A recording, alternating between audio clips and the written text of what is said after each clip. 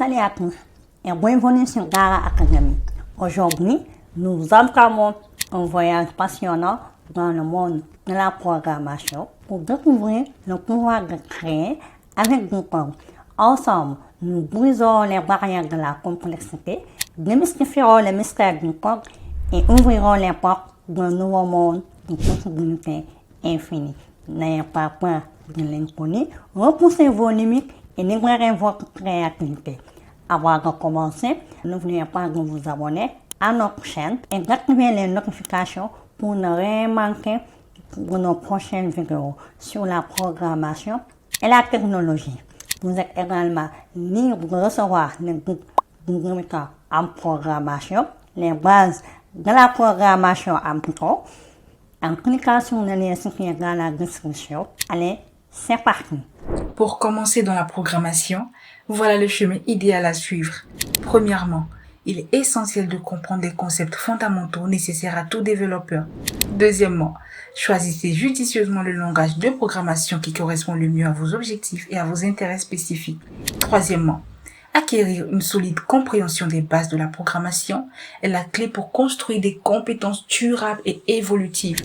Quatrièmement, mettez en pratique vos connaissances en entreprenant des projets concrets, car c'est là que vous consoliderez votre apprentissage et développerez votre expérience pratique. La voie idéale, ce qu'il faut apprendre. Point 1. Les stages. Si votre objectif est de décrocher un stage en développement informatique, il est essentiel de commencer par les bases. Apprenez d'abord un langage de programmation populaire, ensuite explorez des domaines spécifiques tels que le développement web ou mobile en fonction des opportunités de stage disponibles. Point 2. Les applications iOS et Android. Si vous aspirez à devenir un développeur d'applications mobiles, vous devrez vous spécialiser dans le développement pour iOS ou Android. Les sites web. Apprenez à créer des sites web interactifs, responsifs et esthétiques. Familiarisez-vous avec des frameworks et les bibliothèques populaires telles que React, Angular et Vue.js. Comprenez les principes du développement back-end en apprenant un langage. Explorez les bases de données, les serveurs web et les technologies de déploiement. Point 4. Les sciences des données. Acquérir des compétences en manipulation de données, analyse statistique et création de visualisation de données. Point 5. Le développement de jeux. Apprenez à créer des graphismes, des animations, à concevoir des jeux et à programmer la logique du jeu. Point 6. Le développement logiciel. Apprenez les concepts de génie logiciel tels que la création de projets, le développement agile, la création du code et les tests. Familiarisez-vous avec les outils de développement intégré IDE et les bibliothèques spécifiques au domaine. Point 6. Pour le plaisir et l'école, explorez ensuite des projets qui vous passionnent, que ce soit la création de petits jeux, la résolution de problèmes mathématiques, la création de sites web personnels ou l'automatisation des tâches du quotidien. L'essentiel est de s'amuser en apprenant, d'expérimenter avec divers domaines de programmation. Concernant les langages, pour les stages, on a les langages Python, Java et JavaScript. Pour les applications iOS, on a le langage Swift. Pour les applications Android, on a les langages Java et Kotlin. Pour les sites web, on a les langages HTML, CSS, JS, Node.js associé au langage JS et en fait Django associé à Python. Pour ce qui est de la science des données, on a les langages Python, R et MATLAB. Pour ce qui est du développement de jeux, on a les langages C++ et C#. Pour le développement des logiciels, on a les langages Java, C#, et Golang. En dernier, pour le plaisir et l'école, on a les langages Java et Python. Concernant les bases, il faudra se familiariser pour tous les langages.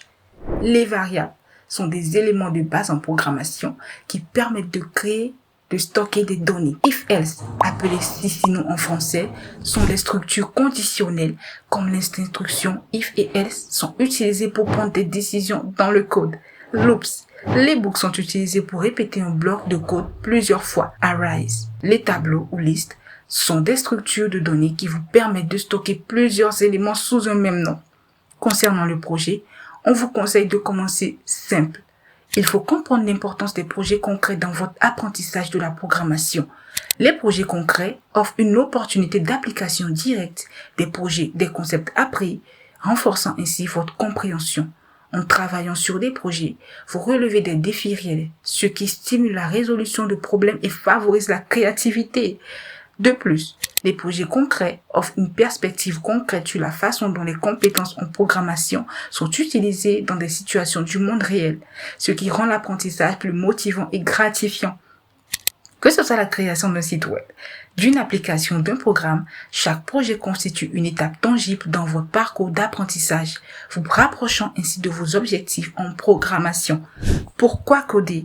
Il existe de nombreuses raisons pour lesquelles on devrait envisager d'apprendre à coder. Voici 3 des principales. Premièrement, il existe de nombreuses opportunités professionnelles. La demande de développeurs et de logiciels de la programmation n'a cessé de croître au fil des ans. L'informatique est au cœur de nombreuses industries, de la technologie à la finance, en passant par la médecine, et les développeurs sont recherchés pour créer des applications, des sites web, des logiciels et bien plus encore. Deuxièmement, la créativité, la résolution de problèmes. La programmation est une forme d'expression créative. En apprenant à coder, vous pouvez créer des applications, des jeux, des sites web et bien de projets qui reflètent votre vision. Troisièmement, l'automatisation et l'efficacité. La programmation peut vous aider à automatiser des tâches répétitives, ce qui peut vous faire gagner du temps dans votre vie professionnelle et personnelle. En résumé, apprendre à coder peut ouvrir des portes professionnelles, stimuler votre créativité et vous aider à résoudre des problèmes de manière plus efficace. C'est une compétence polyvalente qui peut avoir un impact positif sur de nombreux aspects de votre vie. La motivation vous fait démarrer, la discipline vous fait avancer. C'est tout pour aujourd'hui. J'espère que cette vidéo vous a aidé à démarrer votre voyage dans le monde de la programmation.